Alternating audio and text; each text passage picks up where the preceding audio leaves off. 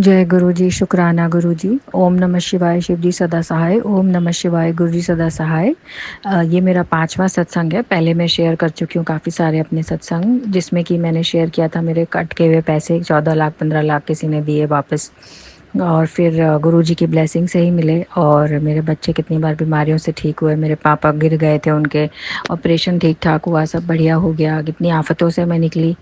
फिर अब एक नई आफत आ गई कि मेरे बच्चे की टांगों में फुंसियाँ निकल आई। तो मेरे को लग रहा था, डर, अरे वो तो क्रीम बेटनोवेट में लगाती थी वो। इन दिनों हम पहले भी एक बार ढूंढने गए थे इन्फेक्शन के लिए, तो उसने मैं केमिस्ट ने कहा था कि मिलती नहीं है। लेकिन अब मैंने क्या करा, गुरुजी का नाम लिया और उसका जल प्रसाद टीका लगाया, ठीक नहीं हुई। तो अगले दिन तक मैंने उसको कहा कि चल अपन, गुरुजी अपन को गाइड करेंगे। तो मेरे माइंड में आया कि चलो केमिस्ट से दवाई ले आते हैं। तो इसको भेजा, तो उसने वही दवाई दे दी जो पॉसिबल ही नहीं था मिलना। मतलब बेटनोवेट दोबारा मिल गई। तो मेरे को इतनी खुशी हुई कि हाँ, बचपन में मेरे भी होती थी फुंसियाँ वगैरह, तो हम यही लगाते थे। अब आजकल तो मिलती नहीं है। मैंने बच्चों को बोला था जो भी इसके बदले में मिले वो ले आना, पर वो तो वही मिल गई। तो मैं इतनी हैरान, मैंने गुरुजी का शुक्राना किया। जय गुरु जी, शुक्राना गुरु जी, थैंक यू गुरु जी। ये दोबारा बन रही है ट्यूब, मतलब तो मेरे को तो काफ़ी इससे आराम आता था। और मेरी बच्ची को भी मैंने फिर कॉन्फिडेंस से लगाई, तो अगले दिन बिल्कुल ठीक हो गई वो। बिल्कुल उसके दर्द था ही नहीं। स्कूल में उसको भेजना था, मेरी छोटी वाली बेटी के पीटीएम का कुछ काम था। टीचर के साथ थोड़ी मेरी स्ट्रगल हो रही थी, वो मान नहीं रही थी। फिर अगले दिन वो जा नहीं पाई। मैंने फिर सॉरी बोला कि मैम उसको फुंसियाँ निकल आई। तो मैं गुरुजी से प्रे कर रही थी, गुरुजी आप ही इस समस्या से निकालो मुझे। टीचर बहुत मेरे से चिढ़ रही हैं, मैं क्या करूँ, मैं खुद भी नहीं जा सकती, मेरे इतनी हिम्मत नहीं है। बहुत दूर है स्कूल, 14-15 किलोमीटर। तो मेरी बड़ी बेटी जाके बात कर आती, पर फुंसी होने की वजह से वो नहीं जा पा रही थी। फिर उसके बाद नेक्स्ट डे उसको बिल्कुल ठीक उठी। वो कह रही, मम्मी मैं तो उठ रही हूँ और मुझे लग रहा है कि दर्द होगा, पर दर्द हो ही नहीं रहा है। मैंने कहा तो तुझे दर्द चाहिए क्या?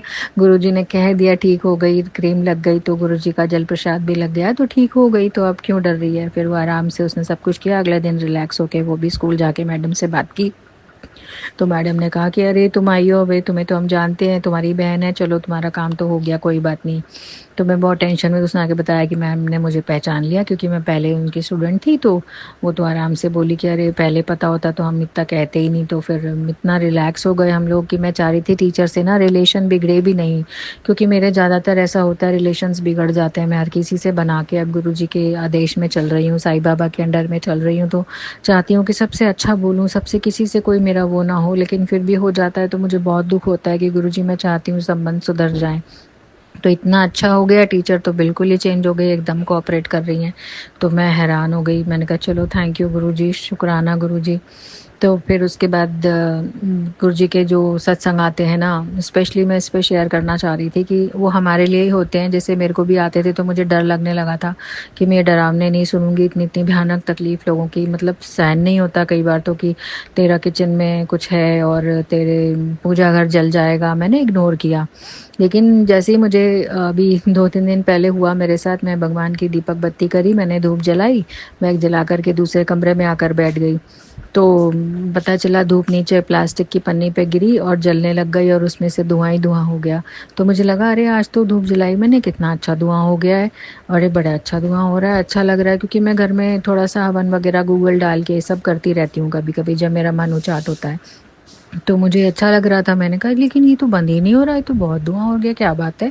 देखते मेरे को अंदर से कोई आवाज़ आ रही थी जैसे कि जाके देख जाके देख, क्योंकि डर सा लगता रहता है हर चीज़ में इतने सत्संग सुनने के बाद। तो फिर मैं इग्नोर कर रही थी उस सत्संगों को कि नहीं नहीं। फिर मैंने जाके देखा तो वास्तव में धुआं तेज था, लेकिन मंदिर के आले के नीचे वाले आले से देखा मैंने, झाँक के, अरे मेरी पॉलिथीन जिसमें गूगल वगैरह सब सामान रखा है उस पर वो गिरा था धूप का छींटा, और वहां से जो है ना उसने आग लपटें पकड़ ली थी, वहां से धुआं उठ रहा था। और मैं दंग एकदम, मैंने माथा पकड़ा, मैंने झटाझट उठाया। मेरा दूध भी गैस पे चढ़ रहा था, वो भी मुझे ध्यान नहीं था। फिर मैंने पहले तो किचन की गैस बंद करी जल्दी से, पता नहीं मेरा दिन, मैंने कुछ भी नहीं करा, जैसे गुरुजी ने करवाया। मैंने गैस बंद करी, फिर उसको धुएं को पूरी पॉलीथिन के अंदर जो सामान था उसे उठाया, बाहर निकाला, एक उसमें रखा जिसमें मैं हवन करती हूँ, उस बर्तन में मैंने रख के उसे जलने दिया, शांत किया। और इतनी देर में धुआं धुआं काफ़ी सारा हम देखा तो प्लास्टिक की शीशी वगैरह सब जल रहे थे उसमें, धुआं बस माचिस तक पहुंच गई थी आग। धुआं नहीं तो अगर माचिस की तीली आगे से आग पकड़ लेती तो डेफिनेट हमारे घर में आग लगती, मेरा मंदिर जल जाता। तो मैं इतनी हैरान हुई ना, उसके बाद आधे घंटे बाद तो मुझे होश आया कि मैं कर क्या रही थी। और मैंने कहा अरे सत्संग में मैंने अभी सुना था कि तेरा किचन, तेरा पूजा घर जल जाएगा, तो ध्यान रहे, सावधान। मेरे को डर लग रहा था। तो मुझे फिर मतलब इतना सब होने के बाद मेरा स्कूटर में भी टूटा, तब भी एक्सीडेंट या चोट का कुछ आ रहा था, तो मैं सुनना नहीं चाह रही थी क्योंकि हमें डर लगता है। लेकिन मुझे लगता है कि अब समझ में आया कि जो सत्संग आते हैं वो हमारे लिए ही होते हैं, और हम उसे डर से बचने के लिए इग्नोर करते हैं, लेकिन उसे इग्नोर नहीं करना चाहिए, क्योंकि वो सत्संग सुन के, वो तकलीफ सह कर, वो कष्ट हमारा गुरुजी कटवा देते हैं। तो वो डर अगर आपने फेस कर लिया, आप सह लिया, आपने, आपको डर लग रहा है कि इतना एक्सीडेंट, इतनी चोट, इतनी कुछ आग लगने वाली है, इतना एक्सीडेंट होने वाला है, तो वो गुरुजी उसको सुनवा सुनवा के हमारा कष्ट कटवा देते हैं। और हम उल्टा हो जाते हैं कि हम डर के मारे सुनते ही नहीं है, इग्नोर करते हैं कि नहीं नहीं, ये सुन के तो मुझे डर लगेगा। तो मैं आज खास तौर से ये सत्संग इसीलिए बोल रही थी कि मुझे यही फील हुआ कि अगर डर लग रहा है तो उसे सह लो, क्योंकि वो कष्ट कटवाते हैं। क्योंकि डर और तकलीफ, क्योंकि जैसे गुरुजी कहते हैं कि 90% तो मैं अपने ऊपर लेता हूँ, 10% ही तुम्हें देता हूँ। तो वो 90% 10% का हमारा जो रिश्ता है ना उनके साथ, वो सत्संग सुन के और अच्छा जुड़ जाता है। तो मेरा तो वो धुआं और आग लगने से बच गई, किचन भी जलने से बच गया, नहीं तो पूरे घर में क्या विस्फोट होता। तो मैं तो रियली में बहुत बहुत जय गुरुजी, शुक्राना तो बहुत ही कम वर्ड है। और मैंने तो क्या किया उस समय, सब आपने मेरे को जैसे अंदर से आवाज़ जगाई कि जाके देख उस कमरे में धुआं। क्योंकि मैं सोच रही थी चलो बाहर फ्रेंड के यहाँ मिल आती हूँ, अगर मैं मिलने चली जाती तो पीछे से तो सब आग लग जाती। लेकिन मुझे पता नहीं क्यों किसी चीज़ ने जैसे जाने नहीं दिया, और बोला अंदर से आवाज़, मेरे मेरे अंदर से आवाज़ आ रही है कि तू जाके देख। क्योंकि मेरा दिमाग मानता नहीं है इन चीज़ों को कि नहीं नहीं, मेरे घर में कोई आग नहीं लगी, कुछ नहीं होगा, कोई छिपकली नहीं है। लेकिन जब मैंने छिपकली भी देखी, बैग के पास छिपकली, तो मैं और डर गई। मैंने कहा गुरुजी से, गुरुजी मेरे से अब छिपकली नहीं सहन होगी। पहले भी एक बार छिपकली मेरी बेटी ने बोला था, थी 2-3 बार हुआ है, बड़ी बेटी के सर कंधे पे से गई तो मैं समझ गई कोई कष्ट काट दिया गुरुजी ने। 2 बार हुआ, फिर एक बार, फिर थर्ड टाइम छिपकली मेरी बेटी में को, ओफो ये कब जाएगी मुसीबत। तो अगले दिन देखा दरवाजे के पास वो मरी पड़ी थी, तो डेफिनेट कष्ट काटा गुरुजी ने। फिर ये तितली का देखा मैंने, काली तितली बाहर मरी पड़ी स्कूटर के पास, तो मैंने तब भी नहीं एक्सेप्ट किया इस चीज़ को। लेकिन जब मेरे स्कूटर दोनों खड़े खड़े टूटे और हुआ, तब मैं समझ गई कि मेरा मेजर कष्ट था जो गुरुजी ने तितली के थ्रू काटा है। और जब छिपकली अब फिर बैग में निकली चौथी बार, तो मैंने कहा गुरुजी अब नहीं होगा, अब छिपकली को हैंडल नहीं कर सकती मैं, मतलब प्लीज़ इसे हटा दीजिएगा। जो कुछ कष्ट आपने काटना है, आपको जैसे काटना है काटिए। और वास्तव में अगले दिन से वो छिपकली वहाँ से गायब, मुझे नहीं दिखाई दी। गुरुजी अपने आप ही जैसे ना उन्होंने कर लिया कि अरे भाई ये तो सहन नहीं कर पाएगा बच्चा मेरा, तो मैं ऐसे हटा देता हूँ। तो एक माँ और एक पिता की तरह वो हमें डील करते हैं, लेकिन हम समझ नहीं पाते हैं। समझने में कमी हमारी है। सत्संग बुरे नहीं होते, सत्संग में कोई भी डर या तंत्र मंत्र ऐसी चीज़ नहीं है, लेकिन जिनके साथ हो रही है, जिनके साथ होता है, उन्हीं तक पहुंचता है। और अगर वो कष्ट आप सह लेते हैं सत्संग सुन के, तो वो कष्ट आपका कट जाता है। बस यही सीखी हूँ मैं अभी तक। और उसके बाद मैं छिपकली और तितली ये सब सुनती थी, तो मुझे लगता था नहीं नहीं ये सब तो ऐसा ही है। लेकिन जब मेरे साथ वास्तव में छिपकली भी निकली, मरी हुई तितली भी देखी मैंने, और मैंने मेरे घर में बैठे बैठे एक बार मैंने कहा गुरुजी मुझे तितली रूप में दर्शन एक बार तो दे दो, सबको देते हो। तो मेरे बैठे बैठे एक सफ़ेद तितली अचानक बंद कमरे में कहाँ से उठी और मेरे दरवाजे पे मेरे को, मेरे दोनों तरफ चक्कर काट के, और वो दरवाजे पर बैग के ऊपर बैठ गई और बहुत देर तक बैठी रही, फिर गायब हो गई, फिर नहीं दिखी वो मुझे। तो मैंने कहा वाह गुरुजी, आपने तो मुझे भी दे दिए दर्शन। मैं तो मतलब कैसे वो मुझे पकड़ पकड़ के, बच्चे तू यकीन कर, बच्चे मैं हूँ, ऐसे करके मतलब खींच खींच के, जैसे सत्संग सुनते सुनते मेरा एक्सीडेंट का कट गया, सब कट गया, स्कूटर ही टूटा लेकिन मुझे कुछ नहीं हुआ, मैं बच गई। फिर मैंने एक्सीडेंटों के सत्संग सुने, अब मैंने ये छिपकली तितली वाला देखा, आग का देखा, तो मेरे को यकीन आ गया है कि जो सत्संग होते हैं ये हमारे कष्ट काटते हैं, हमारी तकलीफ हमें सहन करनी ही होती है। सत्संग के थ्रू करो चाहे कैसे भी करो। अगर आप सत्संग नहीं सुन रहे हो, आप इग्नोर कर, तो फिर वो हमारी मूर्खता और हमारी गलती है। लेकिन क्या करें, ह्यूमन बीइंग्स हैं ना, एक दूसरे को सत्संग सुनाकर ही समझ में आता है कि वास्तव में गुरुजी हमारे कष्ट काटते हैं सत्संग सुना सुना के। वरना मैं तो कभी मानू ही नहीं कि मेरे घर में आग लगने वाली है, मेरे किचन में कुछ होने वाला है। ये सब चीज़ें मुझे बिल्कुल एक्सेप्ट नहीं हो रही थी, और मैं वास्तव में बहुत डर रही थी। लेकिन मैं सुने जा रही थी सत्संग किसी तरह से, ये विश्वास करके कि नहीं गुरुजी हैं तो कुछ सच ही बोल रहे होंगे, कष्ट काट रहे होंगे, चलो कष्ट काटने के बहाने ही सुन लेती हूँ। और डर डर के मेरा ऐसे कष्ट कट गया। पूरा महीना 1.5 महीना मेरा ऐसे ही निकला, लेकिन मेरे काफ़ी कर्म कटे हैं, ये मुझे फील हो रहा है, और अब हल्कापन भी लग रहा है। और मैं अभी अब आज गुरुद्वारे गई तो मुझे लगा सबको रास्ते में आप 777 की ब्लेसिंग्स पता नहीं क्या क्या दिखाते हो गुरुजी। जैसे एक बच्चा होता है ना अपने पिता माँ बाप, मुझे तो नहीं दिलाओगे आप चॉकलेट, जैसे बोलता है ना बच्चा, तो रूठ के तो वैसे ही मैं बोल रही थी कि नहीं नहीं मुझे तो अब क्या, गुरुद्वारे जा रही हूँ, आप क्या दोगे मुझे ब्लेसिंग, कोई नंबर कुछ किसी गाड़ी पे। तो मैं जैसे ही वहाँ गुरुद्वारे पहुँची, मैंने चप्पल दी, टोकन ली, तो टोकन पे 13 नंबर, तो 13 नंबर पे 13 फरवरी को मेरे पैसे निकले थे। 13 तारीख को मेरे पास एक और खुशखबरी आई थी जो मैं अभी शेयर नहीं कर सकती, अभी बहुत जल्दी मेरी एक और आ जाएगी तब शेयर करूँगी। तो मैंने कहा 13 नंबर को तो हाँ वास्तव में गुरुजी का नंबर है और कुछ ना कुछ होता है। तो मेरा, मैं एकदम से वापस जैसे नेगेटिव हो रही थी, लेकिन क्योंकि जो चाह रही हूँ कोई चीज़ वो हो नहीं रही है, ये पिछले 1 डेढ़ महीने से हो रहा है मेरे साथ। तो मैं बहुत फ्रस्ट्रेट और बहुत नेगेटिव हो रही थी। तो कैसे गुरुजी ना, जैसे एक माँ अपने नेगेटिव और फ्रस्ट्रेट बच्चे को पकड़ पकड़ के रास्ते पे लेके आती है, वो बच्चा पढ़ना नहीं चाहता लेकिन उसे मार के, उसे डांट के, उसे कैसे भी करके, बस मुझे ऐसा लग रहा है जैसे गुरुजी मेरे साथ ऐसा ही कर रहे हैं। शिव पुराण में सुनना नहीं चाहती थी, मैं सुनने लगी। माता रानी के दिनों में मैंने दुर्गा स्तुति सुनी, एक हमारे संगत जी ही शेयर कर रहे हैं, उनका भी लख लख शुक्राना, सारी संगतों का लख लख शुक्राना जो अपने शेयर करते हैं, जिनको सुन के हमें डर भी लगता है, घबराहट होती है, लेकिन हमारे कर्म कष्ट कटा देते हैं गुरुजी। मतलब मैं सोच में हैरान हूँ कि हमारे कष्ट और हम ही नहीं सहन करने को तैयार हैं, गुरुजी हमारे साथ सहन करने को भी तैयार हैं, फिर भी हम है ना सत्संग तक से भी डर जाते हैं। और हम उस सच्चे परमात्मा की शक्ति का क्या तरीका है, इतना इजी वे है कष्ट कर्म कटवाने का, वरना सोचिए कितना बड़ा बड़ा एक्सीडेंट, चोट लगती और क्या क्या होता।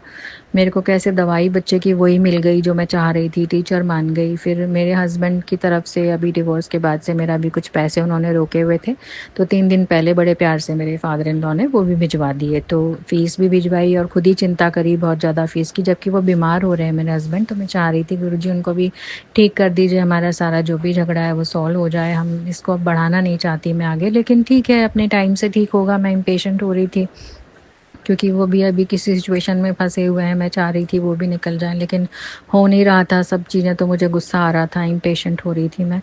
तो जैसे एक इम्पेशेंट बच्चे को माँ दवाई देती है और कहती है चुप करके इसे खाओ और ठीक हो जाओगे, बस ठीक वही कर रहे हैं गुरुजी मेरा, एक्चुअली मैं इलाज ही कर रहे हैं।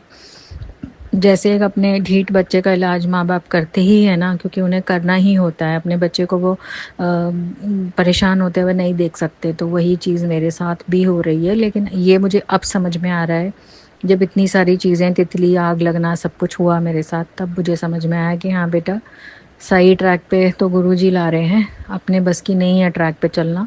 और इतने, मतलब मैं कैसे बताऊं, अगर मैं एक एक बताने बैठूं तो रोज़ हर पल हर क्षण मेरा सत्संग हो जाता है, क्योंकि जब भी मैं कुछ खोलती हूँ मेरे से ही रिलेटेड सत्संग। और अभी जस्ट पहले मैंने जो सत्संग सुना है वो भी मेरी ही सेम कहानी चल रही थी, और मैं हैरान हो जाती हूँ कि एक एक हर पल में जो मेरे दिमाग में चल रहा है वो गुरुजी को कैसे और साईं बाबा को कैसे, क्योंकि कभी मैं साईं बाबा का भी मैसेजेस, जैसे मेरे पास ग्रुप में उसमें लिंक है, मैं ज्वाइन हूँ, तो उन ग्रुप में भी जो मैसेज आता है कि मैं परसों तरसों बहुत परेशान होकर कह रही थी साईं बाबा गुरुजी से कि मेरा फेथ ही ख़त्म होता जा रहा है, पता नहीं आप लोग इतना कर रहे हो फिर भी मेरा फेथ, मैं इतनी ढीठ हूँ कि नेगेटिव हो ही जा रही हूँ। तो एकदम से साईं बाबा का मैसेज देखा मैंने, जो शायद गुरुजी और साईं बाबा की एक ही शक्ति है ईश्वर की, ये तो मुझे समझ में आ गया है। तो उन्होंने बोला कि मैं तेरा फेथ खुद डेवलप करूँगा, तो चिंता मत कर। तो मैं इतनी हैरान कि कैसे इन लोगों को पता लग जाता है, क्योंकि यही चीज़ें मेरे साथ साईं बाबा की मैंने 2020 से करी थी, तो उन्होंने कैसे पूरा 2 साल हमें, तब तो मेरे पास गुरुजी नहीं थे, तो इतना कोविड से मुझे और मेरे दोनों बेटियों को, हम अकेले थे, तो कितना प्रोटेक्टेड रखा कि कोविड हमें बस टच सा करके निकल गया। मेरी छोटी बेटी को निमोनिया हुआ, डॉक्टर हैरान था कि कोई शक्ति आपके साथ है जो आप लोग बचे हुए हो, वरना कोई भी नहीं बचा, आप तीनों माँ बेटी बची कैसे रहे हो, मुझे तो ये समझ में नहीं आ रहा। तो मैं उस वक्त साईं बाबा की भक्ति में बहुत ज़्यादा इन्वॉल्व थी, हालांकि बहुत ज़्यादा डरी हुई भी थी, बहुत डरी हुई थी, और अभी भी मेरा डर डर ख़त्म ही नहीं होता है। गुरुजी इतना कुछ कर देते हैं, पकड़ के संभाल देते हैं, हर चीज़ जैसे कांस्टेंट डायलॉग चल रहा है मेरा उनके साथ कि गुरुजी ये हुआ ये हुआ। तो मैं जैसे ही अपना फ़ोन खोलती हूँ फट से वही डेली चाहे मैं आधे घंटे में खोलूँ, चाहे 5 मिनट में खोलूँ, वही चीज़ मेरे सामने आ जाती है जो मेरे मन में चल रही होती है या जो मेरे साथ होने वाला होता है। जो होने वाला होता है उसे पहले ही कटवा देते हैं गुरुजी। तो अब इससे बड़ी तो कोई परमात्मा की शक्ति हो ही नहीं सकती ना, कि पहले से ही हमको आगाह मिल जाता है तो हम उससे सतर्क हो जाते हैं, डर जाते हैं, तो वो कष्ट हमारा उस डर के साथ ही कट जाता है। इसलिए मैं यही समझाना चाह रही थी कि जो मुझे समझ में आया है कि अगर वो आपको सत्संग सुन के डर लग रहा है या ब्लैक मैजिक या जो भी चीज़ें हम सुन रहे हैं, तो ये कोई मुझे नहीं लगता कि कोई गलत चीज़ें फैला रहे हैं या इसलिए हो रहा है। जो हो रहा है वास्तव में, और उस डर को सहन करें। हर एक की अपनी एक लाइफ है, अपना एक कर्मा है, अपना एक पैटर्न है। तो हमारा अपना अपना सबका एक्सपीरियंस है, ज़रूरी नहीं है सबका सेम ही हो। लेकिन जिसके साथ ब्लैक मैजिक होता है उसको पता होता है। मैं भी इस तकलीफ से गुजरी हूँ, इसलिए मुझे पता है कि ऐसी चीज़ें होती हैं। जब मैं भी बहुत प्रैक्टिकल और बहुत कॉर्पोरेट में जॉब करने वाली थी और इन बातों को मानने के लिए लास्ट तक तैयार नहीं थी, लेकिन अब मानती हूँ मैं कि हाँ, ऐसा हुआ, क्योंकि मैंने छोटी बेटी को उस दौर से गुजरते हुए देखा, उसको निकाला, शिव जी का जल चढ़ाया, तब कैसे उसको होश आया, निकली वो। लेकिन तब तक बस हस्बैंड का नहीं समझ पाई थी मैं। अब मैं बस गुरुजी से प्रार्थना में लगी हूँ कि मेरे हस्बैंड का कष्ट और उन समस्याओं में जो वो फंस गए हैं उनसे उन्हें निकलवा दें, तो हम मतलब काफ़ी वो शांत हो गए हैं। मेरे अभी पैसे भी जो पिछले 3 महीने पहले रोके थे, तो मैं गुरुजी से कह रही थी, गुरुजी देखो मेरे फ़ीस तो भेज दी, लेकिन मेरे 9,000 बिना बात में काट ली, और ऐसा वैसा गुस्सा बहुत आ रहा था मुझे। तो मैंने उसको शांत करने का, गुरुजी ने शांत कहा कि बेटा शांत रहे, मैं करवा दूंगा। लेकिन फिर भी मेरे अंदर शांति नहीं आ रही थी। मतलब ऑनेस्टली मैं बोल रही हूँ, कितना ही गुरुजी मुझे समझा रहे थे पर शांति नहीं आ रही थी। पर अब ये जब से ये आग लगी और तितली और ये एक्सीडेंट्स ऑटो से मैं बची हूँ, मेरे बच्चे ठीक हुए, फिर से ठीक हुए, तब मुझे लग गया कि नहीं, गुरुजी के हाथ में ही है। और एक बार तो गुरुजी का मैसेज आया था कि तेरी गड्डी मैनू संभालने दे, मैनू ड्राइवर बनने दे। तो मैं समझ गई कि गुरुजी को ही चलने देती हूँ, मैं नहीं चलाती, अपने दिमाग से चलाती हूँ, सब गड़बड़ हो जाता है। पहले भी लाइफ में इतनी बड़ी गड़बड़ हो रखी है दिमाग चला चला के। तो इट्स बेटर कि जो परमात्मा, सच्चे परमात्मा, सचखंड का सच्चा बादशाह है, वो उसके आगे किसकी चलेगी, उसके ऊपर छोड़ देना चाहिए। तो बस यही सीख रही हूँ मैं। और मेरे पैसे भी आ गए, टीचर भी मान गई, सब कुछ हो गया। अभी तक तो सब कुछ ठीक ही ठीक कर रहे हैं गुरुजी। तो मैं फिर भी गुरुजी से क्षमा मांगती हूँ। गुरुजी, मैं इंसान हूँ, मेरे से गलतियाँ हो रही हैं, जो गलतियाँ कदम कदम पे हो रही हैं, संभाल रहे हो आप। हर वक्त, हर पल, हर क्षण मेरे से डायलॉग कर रहे हो, मुझे बताए रहे हो। मेरे पास मैसेजेस के थ्रू कैसे भी करके वो कॉन्वर्सेशन चल रहा है। अगर नहीं होता तो मैं कहाँ जाती, मेरे ऊपर कितनी तकलीफ और कितनी आफत आ जानी थी। जैसे एक पिता अपने बच्चों को कहता है, यदि बेटा मैं नहीं होऊंगा तो तुम्हारा क्या होगा। तो वही चीज़ है, यदि गुरुजी नहीं होते तो मेरा क्या होता। मैं ये सोच के ही मेरी रूह कांप जाती है। बस इसी तरह अपना शुक्राना सत्संग अब यहीं पे ये वाला विराम करती हूँ, अगले सत्संग की तैयारी करती हूँ। और गुरुजी का शुक्राना तो बहुत छोटा वर्ड है। गुरुजी, जय गुरुजी, शुक्राना गुरुजी, अनंतम अनंतम कोटि शुक्राना गुरुजी, अपने चरणों में इसी तरह रखना गुरुजी। ओम नमः शिवाय, शिव जी सदा सहाय। ओम नमः शिवाय, गुरुजी सदा सहाय। जय गुरु जी। संगत जी एक होर मैं सौन के टाइम का मैं गुरु जी ने कहा कि शुकराना जरूर करना तू, तो मैं एक शुकराना छोटे जिहा लैके आई हाँ। मैनू हुणे एक छोटे जिहा सत्संग सुनने को दिता गुरु जी ने। उहदे च उन्होंने कहा कि जब तुसीं सवेरे उठोगे तो उठते सार तुसीं अपने घर च नैगेटिविटी खत्म करने लई ए दिवाली के टिक्के तक, भैया दूज तक एक उपाय करना है। टिक्के तक तुसीं उपाय की करोगे कि सवेरे उठते ही अपने घर के मेन गेट ते उंगली तो ओम बनाना है और सारे दरवाजे ते ओम बना देना है। बस इन्ना काम करना हैगा। उहदे च अगर कोई तुहानू बस टोके नहीं और तुहानू कोई देखे नहीं, इहदा ध्यान रखना है।